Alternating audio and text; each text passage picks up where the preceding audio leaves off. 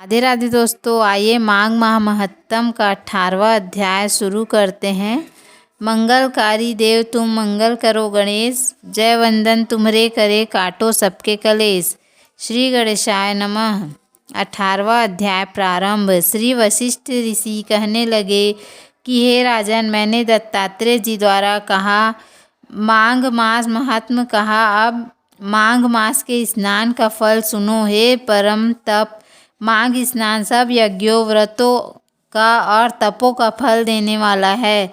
माघ मास स्नान करने वाले स्वयं तो स्वर्ग में जाते ही हैं, किंतु उनके माता और पिता दोनों के कुलों को भी स्वर्ग प्राप्त होता है। जो माघ मास में सूर्योदय के समय नदी आदि में स्नान करते हैं, उसके माता पिता की 7 कुलों की पीढ़ी स्वर्ग को प्राप्त होती है। माघ मास में स्नान करने वाले दुराचारी और कुकर्मी मनुष्य भी पापों से मुक्त हो जाते हैं, और इस मास में हरि का पूजन करने वाले पाप समुदाय से छूटकर भगवान के सदृश शरीर वाले हो जाते हैं। यदि कोई आलस से भी माघ में स्नान करता है, उसके भी सब पाप नष्ट हो जाते हैं। जैसे गंधर्व कन्याएं राजा के श्राप से भयंकर काल को भोगती हुई लोमेश ऋषि के वचन से माघ स्नान करने से पापों से छूट गईं। यह वार्ता सुनकर राजा दिलीप विनय से पूछने लगा कि हे गुरुदेव, ये कन्याएं किसकी थीं? उनको कब और कैसे श्राप मिला? उनके नाम क्या थे? ऋषि के वाक्य से कैसे श्राप मुक्त हुए और उन्होंने कहाँ पर स्नान किया? आप विस्तार पूर्वक सब कथा कहिए।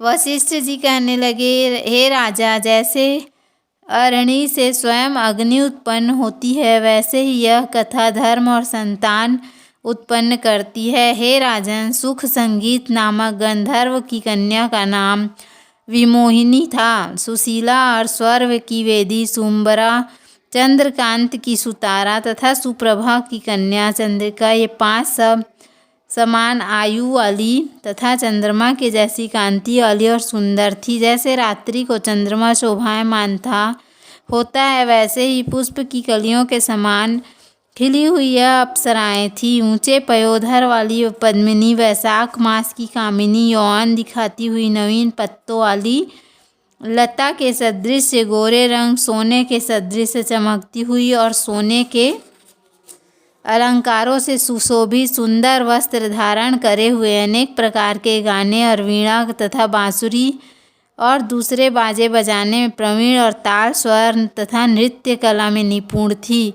इस प्रकार वे कन्याएं क्रीड़ा करती हुई कुबेर के स्थान में विचरती थी। एक समय कौतुकवश माघ मास में एक वन से दूसरे वन में विचरती हुई मंदिर के पुष्प तोड़कर सरोवर पर गौरी पूजा के लिए गई। स्वच्छ जल के सरोवर में स्नान करके वस्त्र धारण कर मौन हो बालू मिट्टी की गौरी बनाकर चंदन कपूर कुमकुम और सुंदर कमलों से उपचार सहित पूजन करके 5 कन्याएं ताल नृत्य करने लगी। फिर ऊंचे गांधार स्वर में सुंदर गीत गाने लगी। जब ये कन्याएं गाने और नाचने में लीन थी, तो उस अच्छोद नामक उत्तम तीर्थ में वेद निधि नाम के मुनि के पुत्र अग्रिम ऋषि स्नान को गए। वह युवा ऋषि सुंदर मुख, कमल सदृश नयन, विशाल छाती, सुंदर भुजाओं वाला, दूसरे कामदेव के समान था। शिखा सहित दंड के लिए मृग चर्म ओढ़े यज्ञोपवीत धारण किए हुए था। उसको देखकर 5 कन्याएं मुग्ध हो गईं और उसका रूप यौवन देखकर कामदेव से पीड़ित हो देखो देखो ऐसा कहती हुई उस ब्राह्मण के चित्त में कामदेव का डर उत्पन्न करने लगी और आपस में विचार करने लगी कि यह कौन है। रति रहित होने से कामदेव नहीं, एक होने से अश्विनी कुमार नहीं। यह कोई गंधर्व या किन्नर या काम रूप धारण कर कोई सिद्ध या किसी ऋषि का श्रेष्ठ पुत्र या मनुष्य है। कोई भी हो, ब्रह्मा जी ने इसको हमारे लिए बनाया है। जैसे पूर्व कर्म के प्रभाव से संपत्ति प्राप्त होती है, वैसे ही गौरी जी ने हम कुमारियों के लिए श्रेष्ठ वर दिया है और आपस में यह तुम्हारा वर है या मेरा अथवा सबका, ऐसा कहने लगी। जिस समय उस ऋषि पुत्र ने अपनी मध्याह्न की क्रिया करके ऐसे वचन सुने तो वह सोचने लगा कि यह तो बड़ी समस्या उत्पन्न हो गई। ब्रह्मा विष्णु महेश आदि देवता तथा बड़े योगीश्वर भी स्त्रियों के भ्रम जाल में मोहित हो गए हैं। इनके तीक्ष्ण बाणों से किसका मन रूपी हिरण घायल नहीं हो सकता। जब तक नीति और बुद्धि रहती है तब तक पाप से भय रहता है, जब तक की गंभीरता रहती है, यम विधि का पालन होता है, तब तक मनुष्य स्त्रियों के काम रूपी बाणों से भीगा नहीं जाता। ये मुझे उन्मत्त और मुग्ध कर रही है। किन गुणों से धर्म की रक्षा हो सकती है? स्त्रियों के मांस, रक्त, मल मूत्र से बने घृणित और अशुद्ध शरीर में कामी लोग ही सुंदरता की कल्पना करके रमण कर सकते हैं। शुद्ध बुद्धि वाले महात्माओं ने स्त्रियों के पास रहना कष्टकारक कहा है, सो जब तक यह पास आवे घर चले चलना चाहिए। अतः जब तक वह उसके पास आई वह योग बल से अंतर ध्यान हो गया। ऋषि पुत्र के ऐसे अद्भुत कर्म देखकर वह चकित होकर डरी हुई चारों तरफ देखने लगी और आपस में कहने लगी कि यह क्या इंद्रजाल था जो देखते देखते विलीन हो गया। और वह विरह की अग्नि में जलने लगी और कहने लगी कि हे कांत, तुम हमको छोड़कर कहाँ चले गए?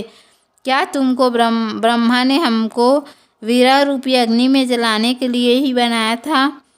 क्या तुम्हारा चित्त दया रहित है जो हमारा चित्त दुखाकर चले गए? क्या तुमको हमारा विश्वास नहीं? क्या तुम कोई मायावी हो? बिना किसी अपराध के हम लोगों पर क्यों क्रोध करते हो? हे हृदयेश्वर, तुम्हारे बिना हम जीवित नहीं रहेंगे। जहाँ पर आप गए हो हमें शीघ्र ले चलो, हमारा संताप हरो और हमको दर्शन दो, दया करो। सज्जन लोग किसी का नाश नहीं देखते।